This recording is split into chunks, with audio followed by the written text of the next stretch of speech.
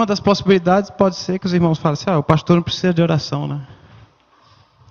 Já é um homem tão próximo de Deus, né? As pessoas pensam isso, né? De repente, quase que um super-homem não precisa de oração. Então, essa possibilidade os irmãos estão enganados. Pastor, não só eu, mas os pastores precisamos muito das orações dos irmãos. A outra possibilidade pode ser que os irmãos ainda estejam quase dormindo, né? Como também eu, né? Esse horário maluco aí nos afeta, né? E se formos igual aquele português que tem que ficar esperando da meia-noite para adiantar o relógio, aí, no mínimo, cada um de nós foi dormir 1h da manhã, né? Se foi como aquele português que esperou até meia-noite, né? Eu tenho que esperar da meia-noite para ajustar o meu relógio, né? Mas, brincadeiras à parte, vamos refletir a palavra de Deus nessa manhã. E eu espero que não seja uma palavra espada, mas vai ser uma reflexão. E a minha oração e meu desejo é que ela fale profundamente aos nossos corações. Vamos abrir as nossas Bíblias, livro de Efésios, capítulo 1.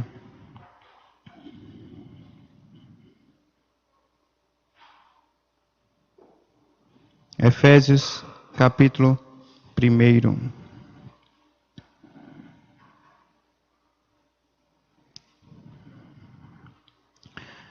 Vou ler do verso 4 ao verso 6.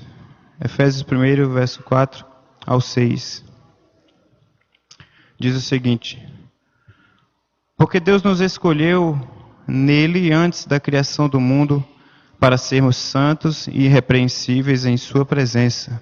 Em amor, nos predestinou para sermos adotados como filhos por meio de Jesus Cristo, conforme o bom propósito da sua vontade, para o louvor da sua gloriosa graça, a qual nos deu gratuitamente no amado.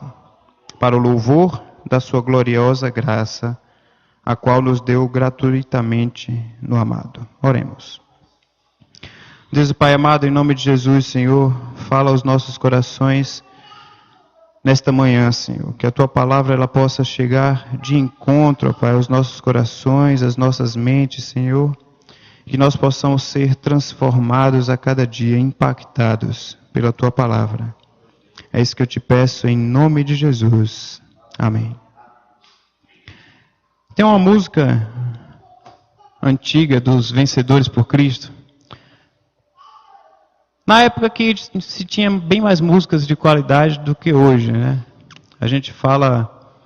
Quando a gente fala de músicas, a gente jamais pode comparar com as músicas ditas do mundo, que isso aí tem tido uma decadência tremenda, né? A pessoa achar que funk é música, já mostra a decadência do que se vivemos hoje em dia. Para mim não é música, é um ritmo, né? É um barulho, uma zoada lá que atrapalha a vida da gente muitas vezes. Porque sempre vem um abençoado e liga o funk na hora que você está tentando se concentrar em alguma coisa útil, né? Parece que adivinha, né? Meio que, vamos dizer, uma coincidência, né? A gente brinca lá que Freud explica, né? Mas lá na época que se tinha músicas boas também no nosso meio evangélico, né? No nosso meio gospel. Hoje, às vezes, a gente também canta algumas músicas que não se tinha o conhecimento, não se tinha um embasamento bíblico, não se tinha uma letra profunda.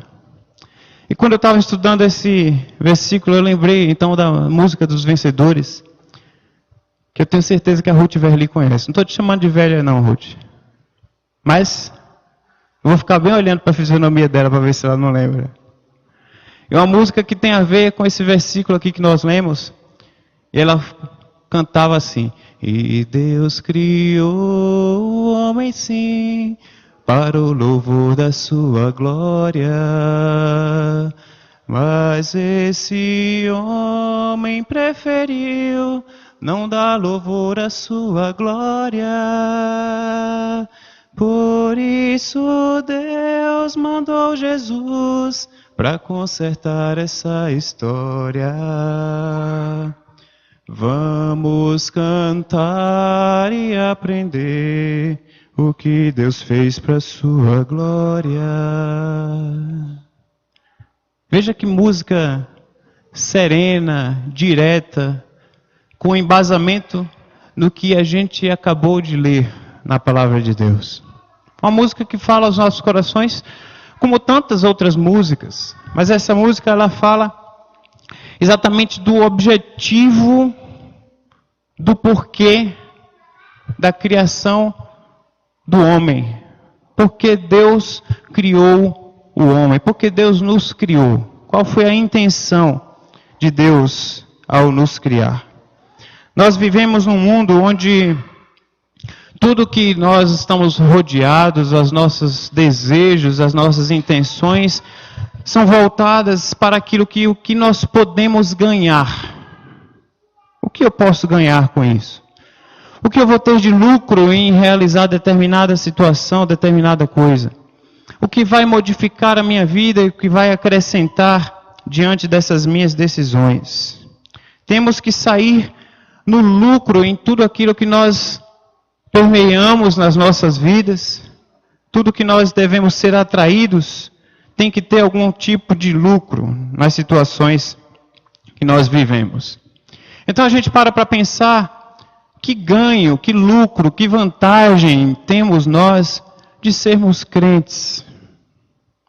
Aí conta-se a história de um homem que, após ouvir a mensagem pregada pelo pastor, aquele homem foi à frente entre os convertidos.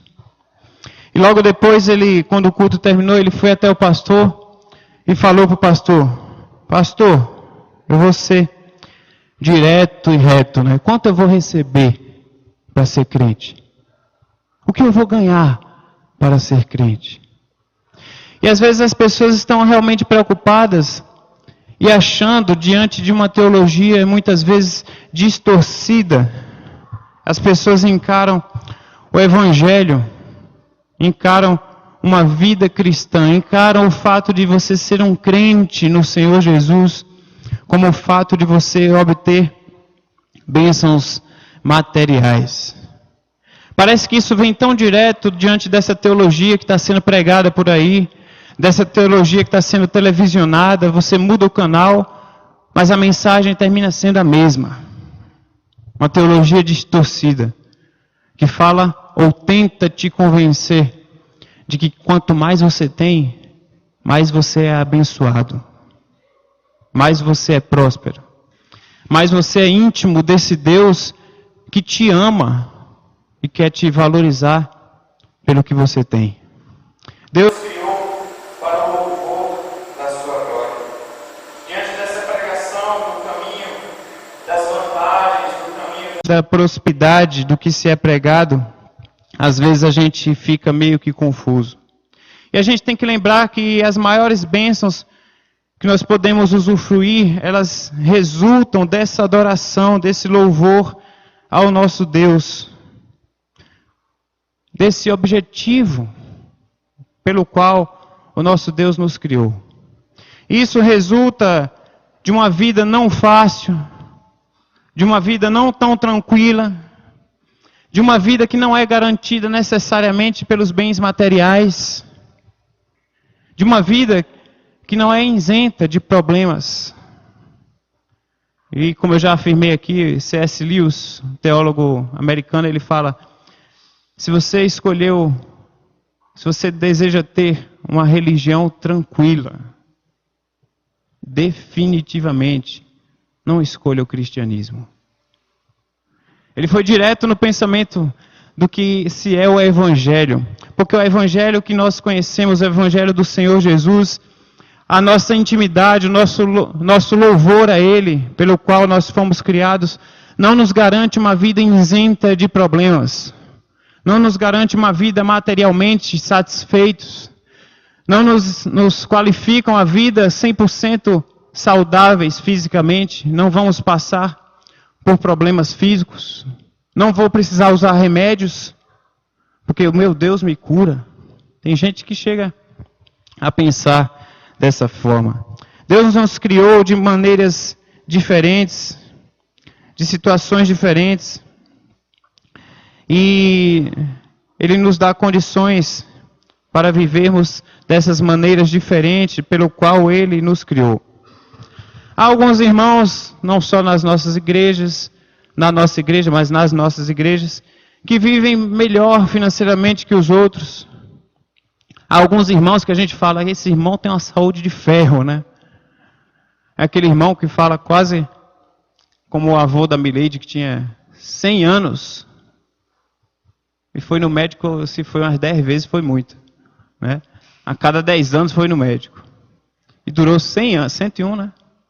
100 anos.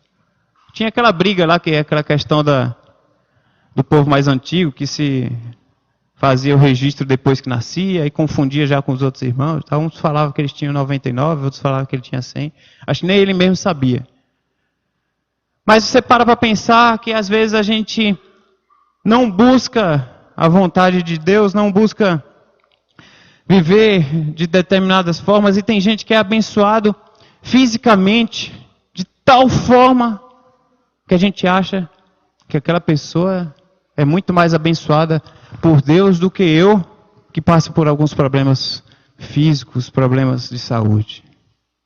Nós não somos mais abençoados porque nós temos mais bens materiais.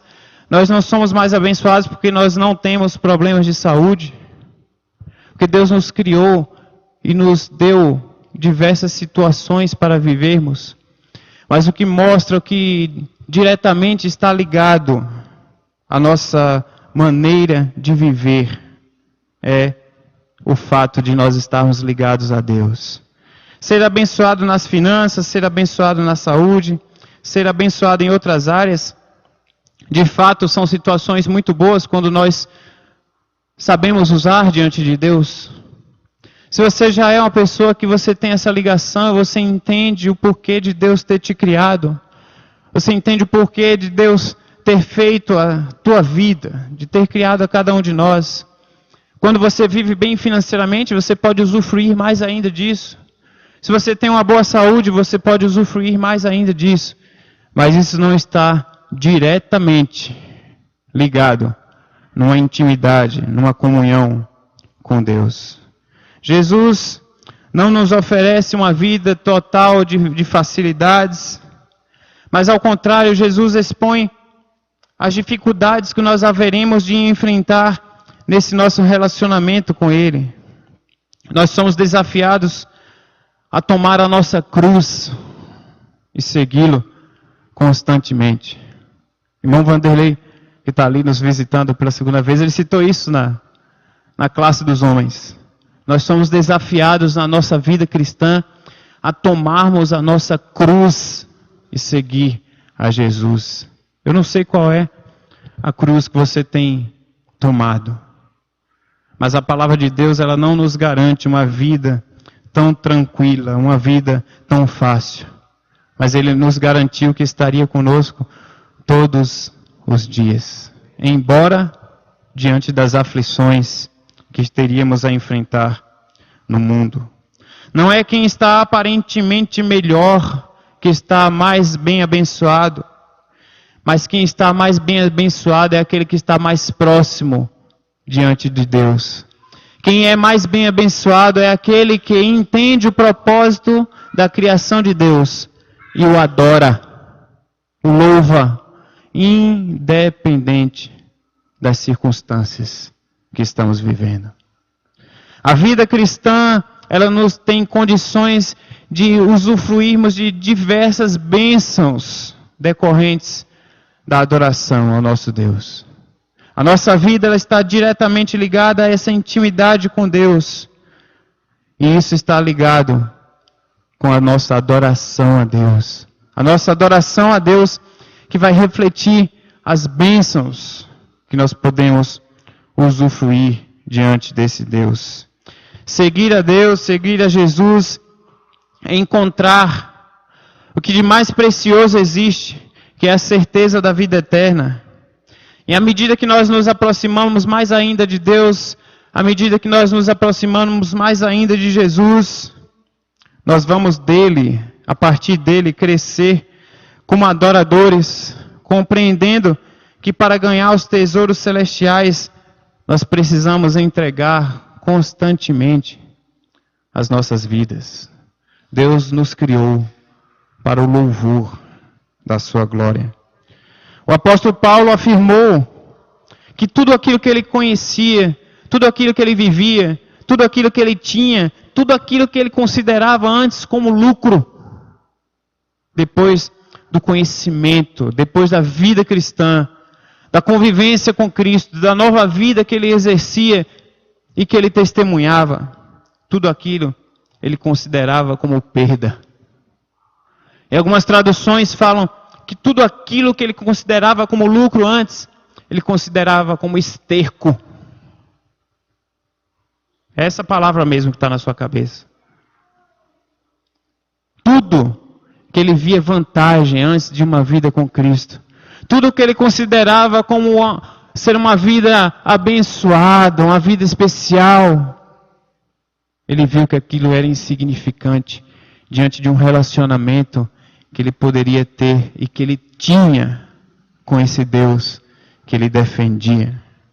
A sua comunhão, a comunhão do apóstolo Paulo com o Mestre Jesus, era tão grande que o apóstolo Paulo declarou: estou crucificado com Cristo, mas vivo, não mais eu, mas esse Cristo do qual eu estou crucificado com Ele, Ele vive em mim. É o que está lá em Gálatas 2:20. A maior bênção da adoração, a maior bênção decorrente dessa adoração, desse propósito para o qual Deus nos criou, é a comunhão que nós podemos ter com esse Deus. As bênçãos maiores, muitas vezes, nós não podemos contar. Deus criou o homem para o louvor da sua glória. Comunhão com Deus, intimidade com Deus, é sabermos que nada pode nos separar do amor que nos tem sido revelado em Cristo Jesus. Essa comunhão, essa intimidade, essa vida ligada a Deus nos dá a convicção de que os nossos sofrimentos presentes não são para se comparar com a glória futura que em nós há de ser revelada. Essa comunhão, essa vida de intimidade com Deus é uma vida que nos garante que nada pode nos separar do amor de Cristo que está em Cristo Jesus. Deus nos criou para o louvor da sua glória. E diante desse louvor, diante dessa adoração que nós realizamos, nós temos umas bênçãos decorrentes dessa adoração. Essas bênçãos muitas vezes que são tantas, são únicas, são indescritíveis, muitas vezes. Ao ponto de que nós cantamos o que está lá no HCC 444. Quantas bênçãos, quantas são, dize quantas são, recebidas da divina mão, uma a uma, e hás de ver surpreso o quanto Deus já fez. Quanto mais nos aproximamos a esse Deus que nos criou com o seu propósito para o adorarmos, mais nós podemos ter e tentar contar as bênçãos que Ele nos proporciona a cada dia. Não bênçãos materiais, necessariamente, não bênçãos físicas, necessariamente, mas a bênção de podermos o adorar constantemente. Que nós possamos permitir o Espírito Santo de Deus trabalhar nas nossas vidas, ao ponto de nós buscarmos esse desejo e reconhecermos que a nossa felicidade está em sermos de Jesus, e esse Jesus nos dar condições de o adorarmos constantemente. Que assim possamos fazer, porque Deus nos criou com o propósito de adorarmos a Ele. Deus criou o homem para o louvor da sua glória. Que Deus nos abençoe.